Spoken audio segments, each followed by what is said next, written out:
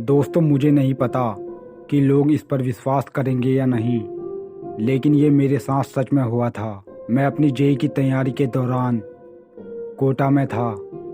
उन दिनों में पीजी में राजीव गांधी नगर में रह रहा था। वहाँ मैंने अपने कुछ सीनियर से भूतों के बारे में पहले ही सुना था और मुझे मेरे एक मित्र ने बताया था कि हर साल कोटा में कई छात्र आत्महत्या करते हैं और ये माना जाता है कि उनकी आत्मा अभी भी मोक्ष की तलाश में कोटा के कोनों कोनों में भटक रही है। लेकिन मैं ऐसी बकवास बातों पर कभी भरोसा नहीं करता था। एक दिन नए साल में शनिवार की एक रात मेरा मित्र, जो मेरा रूम पार्टनर था, वो अपने घर गया हुआ था और अपने कमरे में उस रात में अकेला 3:30 बजे तक जाग रहा था, क्योंकि मुझे अपना मिला होमवर्क पूरा करना था। उस रात बाहर पूरा काला घना अंधेरा छाया हुआ था। तभी अचानक मैंने सुना जैसे कोई मेरे दरवाजे पर दस्तक दे रहा हो। मुझे लगा कि जैसे ये मेरा वहम होगा और वहम के चलते मैंने दरवाज़ा नहीं खोला। 2 से 3 मिनट बाद फिर से मैंने वही आवाज़ सुनी। इस बार मैंने दरवाज़ा खोला तो वहाँ कोई नहीं था। मुझे लगा कोई मुझे शरारत करके डराने की कोशिश कर रहा होगा और फिर मैंने दरवाज़ा बंद कर दिया। फिर से 2-3 मिनट बाद मेरे दरवाजे पर किसी ने दस्तक दी, पर इस बार मैंने जल्दी दरवाज़ा खोला, लेकिन वहाँ पर दूर दूर तक मुझे कोई नहीं दिखाई दिया। इस बार मैं डर गया था, क्योंकि उस समय सब सो रहे थे। न जाने मेरे साथ क्या हो रहा था। मैंने एक गहरी सांस ली और मैं ये पता लगाने के लिए अपने रूम से बाहर निकला कि कौन ये सब मेरे साथ कर रहा है।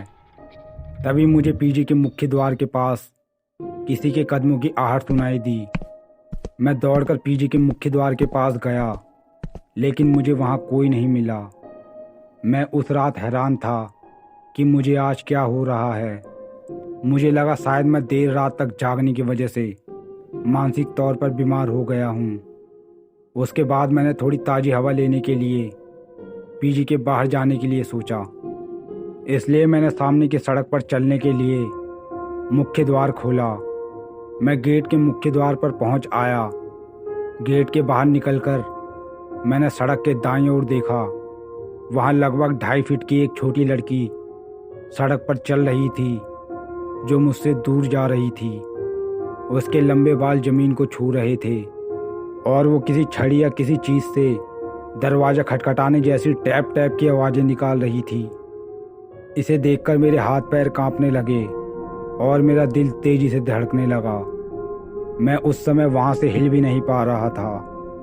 तभी अचानक वो लड़की ने पीछे मुड़कर एक भयानक हंसी के साथ मुझे देखा। उसका भयानक चेहरा देखकर मैं चौंक गया।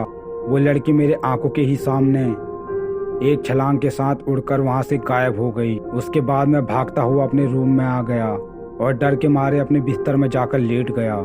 ये घटना वहाँ मैंने कुछ लोगों को बताई, लेकिन किसी ने मेरी बात पर विश्वास नहीं किया। सबने बस यही कहा कि तुमने रात को सोते हुए कोई सपना देखा होगा। मानो या ना मानो, लेकिन कोटा में भूतों की कहानियाँ वास्तविक हैं। तो दोस्तों, आपको हमारी आज की हॉरर स्टोरी कैसी लगी, प्लीज़ हमें नीचे कमेंट करके ज़रूर बताएं। साथ ही हमारी वीडियो को लाइक और चैनल को सब्सक्राइब करके आप हमारे YouTube चैनल को सपोर्ट भी कर सकते हैं, जिससे हम आपके लिए आगे भी ऐसे ही वीडियो बनाकर आप तक पहुंचाते रहें।